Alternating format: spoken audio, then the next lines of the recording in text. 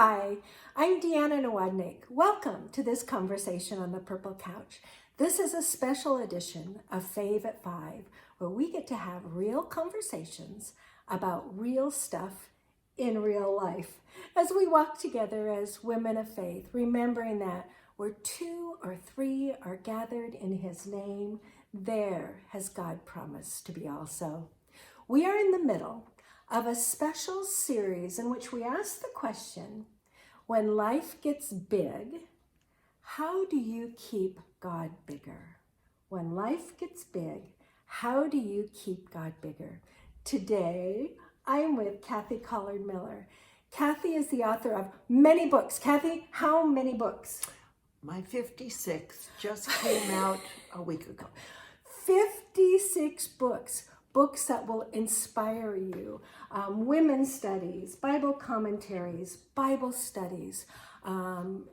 Kathy and her husband Larry are award-winning, best-selling authors of God's Vitamin C for the Spirit. You have a good memory. Well, I also have notes. I love that part. I love that. God's Vitamin C for the Spirit. Kathy inspires, encourages, and empowers. And it is my joy and honor to be able to share this time on the Purple Couch. Welcome, and mine Kathy. To be with Deanna. Oh, what fun. Kathy, friend.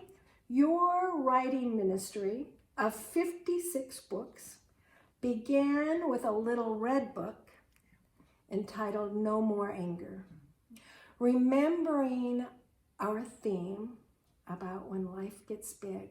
How did life get really big for you as a new mom? It got really big, and God got very small, because as I began to be more and more angry at my daughter and taking the anger I felt towards my husband onto that little 2-year-old toddler, it began to feel like my life was overwhelming and that God was nowhere to be found, even though I had been a Christian for 10 years. How in the darkest moments, your bleakest moments, those moments you were most frustrated, how did you stay connected to God? Well, I have to be honest and say there were times that I wasn't. And that was one of the problems, because I kept praying for an instantaneous deliverance of my anger. And when God didn't do what I declared He must do, then I felt like He had given up on me. That he could not forgive me, He could not empower me. And so in those moments, no, I felt totally disconnected from Him. And Deanna, it so pains me to say that in those moments, I truly thought that I was going to kill my daughter in my rages. And it felt totally hopeless. I was depressed. I almost took my own life because it felt like there was no more hope. Oh, Kathy. And thinking about that time, thinking about that hopelessness, and also what I was struck by when you first started speaking there, it didn't happen instantly. Right. We are at an age where we want answers now. We want to Google it. We want to have 3 options and we can pick one. How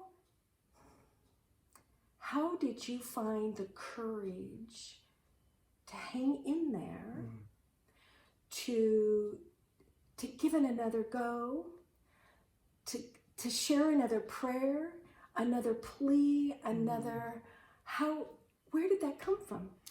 I think, Deanna, the answer is out of desperation, because I had always really wanted to be the best perfect mother there was. Perfect. Perfect. Oh, that's one of my problems, is I'm a perfectionist. Yes. And by the way, do you know what a definition of a perfectionist is? Tell us. It's a person who takes great pains and passes them on to others. Oh, goodness. And I passed along a lot of pains to others, including my husband. So what God did in my desperation was, when I shared with a neighbor who was a part of the women's Bible study that I led, we've got to remember that. I had a persona that I was a strong Christian woman, so I couldn't share with anybody. But one day I was so desperate that I just a little bit came honest and shared just how frustrated I was with my daughter. And this friend, unlike another friend who I had tried to share with, she reacted saying, "Oh man, I can sure understand that because I got so mad at Adam the other day." And I said, "You did? You?" And I didn't say this, but in my heart I thought, "You mean I'm not the only one, the only Christian that gets mad?" And I left her house that day with just a little ray of sunshine, thinking maybe there was hope for me. And from that, then I had the courage that God supplied to share with the Bible study group that I led, that everyone thought I was perfect. And they began to pray for me and hold me accountable. So little by little, it was like the Lord just stretched the boundaries where I could just risk a little bit. And God was so gracious that he just encouraged me, and I didn't even know what he was doing. Oh my goodness. And I think about how low you had to get in order to be vulnerable enough. And how God found moments to surround you at the right time with the right person, the right response.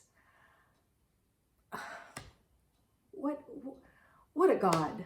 Exactly. What a God. And he's always moving. We may not see it really evident. You know, another big step was the day that I was just doing housework, and I have to set the stage. I hated my husband so much that I literally prayed sincerely that the plane he was flying would crash. Now, he was never home. He was a real estate agent, a cop. He had a flying hobby, and I felt totally abandoned by him, and that I believed that he must hate me. So, and those feelings of inadequacy and just feeling like a horrible person were taken out on my daughter, and I didn't believe God loved me. So one day, and this was after I began to get some patience towards our daughter, I was cleaning house, and the Lord in my heart said, "Kathy, I want you to tell Larry you love him." I will not. Because I'm so frustrated. Yes, I'm so frustrated. I hate him. And if I tell him I love him, he's going to think I'm approving of all the things he's doing wrong. And so God was persistent. Again, he said the same thing. I flatly refused. The third time he changed the message a little bit. And he said, "Then Kathy, I want you to think it the next time that you see Larry." Oh, so he gets home late. He gets home and... I see him walking down the hall, and I think, "I love you." But I don't really. Sincerely. But you know what? God knew what he was doing. Because just making that choice to choose love, which is love is a choice. It's not a feeling. God began to empower me over and over and over again to think that and to say that in my mind.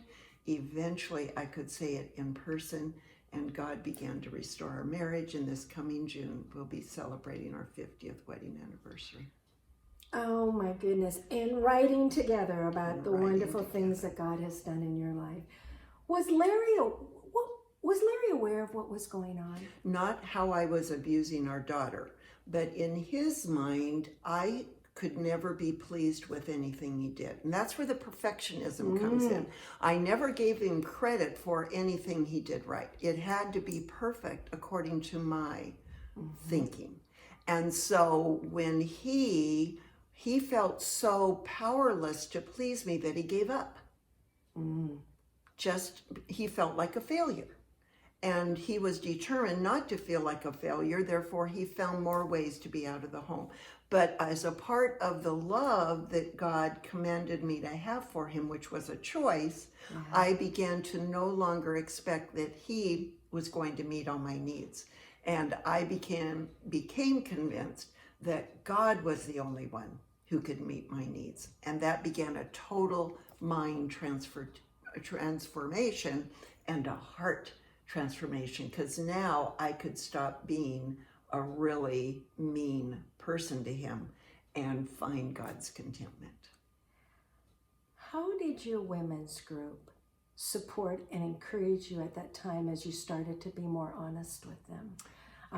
Was there that great quiet in the room for a moment and you're going, okay, what did I just do? Did I really say that out loud? Actually, their response was curious. They said, Kathy, I'm sure it's not as bad as you think it is. You're fine. You're a great mom. I had to convince them. Oh my goodness. Isn't that fascinating? Yeah. I had to convince them, no, my image is not who I really am and what I'm doing. I need desperately your prayers and your accountability. And every week when we met in Pat's house, I began to hear them say, how was your week? And I would have to tell honestly.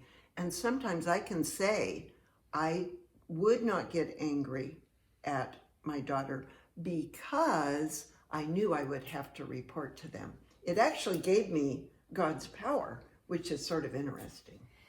And an interesting scenario, Kathy, because thinking about, our children, how to be honest about the situation, but you're also in a situation that could very easily have become, I don't know what it is in California, it's CPS up here, it's Child Protective Services. Yeah. I mean, it's a big deal.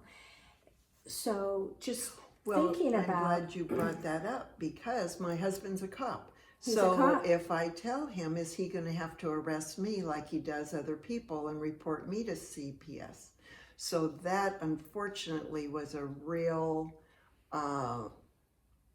motivator, wrong kind of motivator to not tell him, and he did not know the extent of what was going on.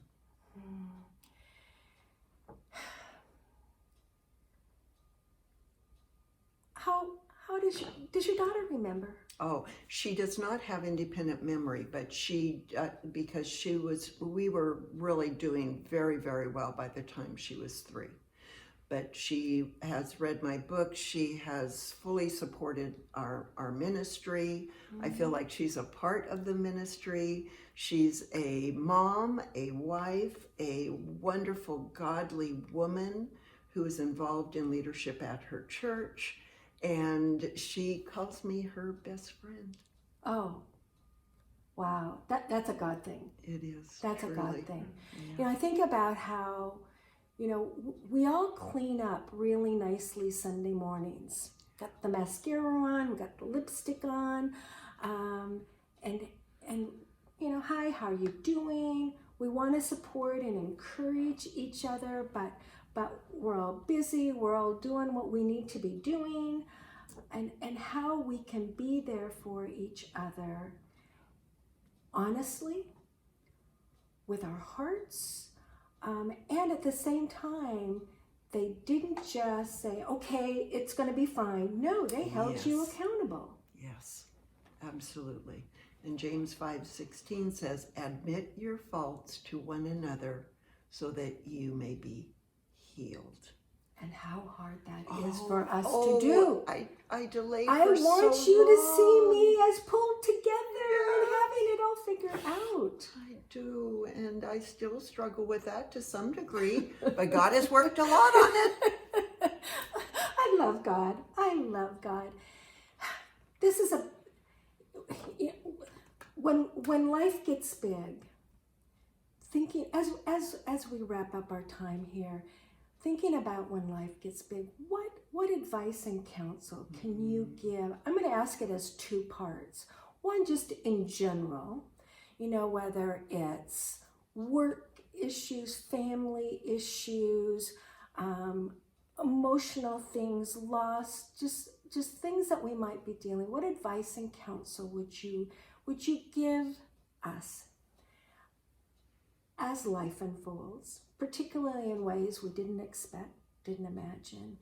And then I'm also going to ask, if someone really is in the moment right now struggling with a small child who has a lot of will, doing what a 2-year-old does, 3-year-old does, and you are struggling, what advice and counsel you would give them? Well, first of all, I think there is someone out there always for someone to be the kind of person that a person needs, whatever, whether it's loss, whether it's grieving, whether it's job problems, whatever it is. I believe God has someone for them. And of course, He is available. So it does take incredible courage. And if it seems impossible to reach out, then I would suggest that that person just do a little hint. Just do a little hint like I did. And then see the response. Not every person is the right person to share with.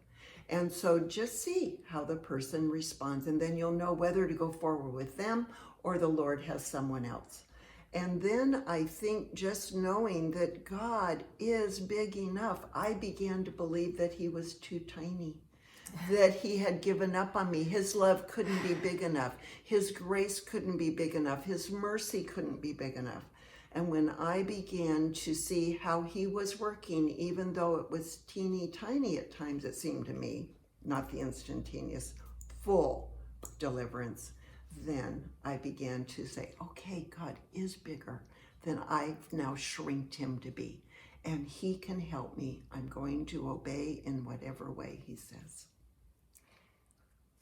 That God is that big.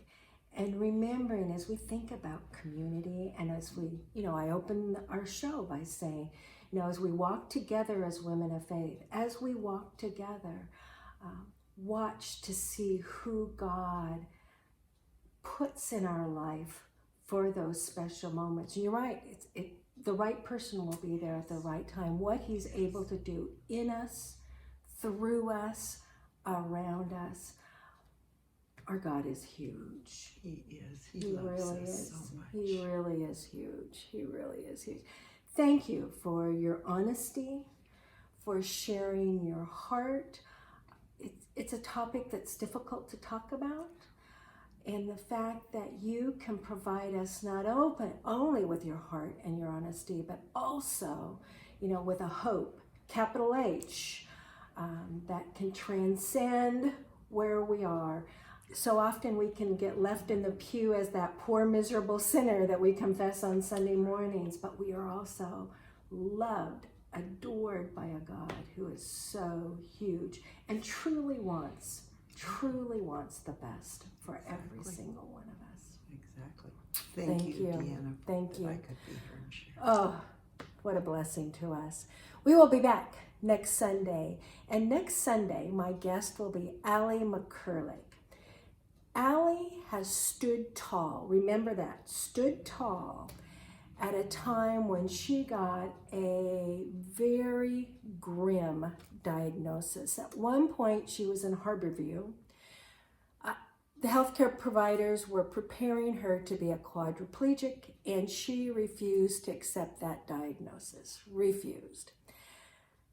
You won't be able to see her because we'll be sitting on the purple couch, but she will be walking in to the room the night when we get together. She has lost a lot, but she will be the first to tell you that she has gained so very, very much. Her story will absolutely inspire you, and it's a blessing to be able to have her on the purple couch, Kathy on the purple couch, to be with you on the purple couch. See you next week.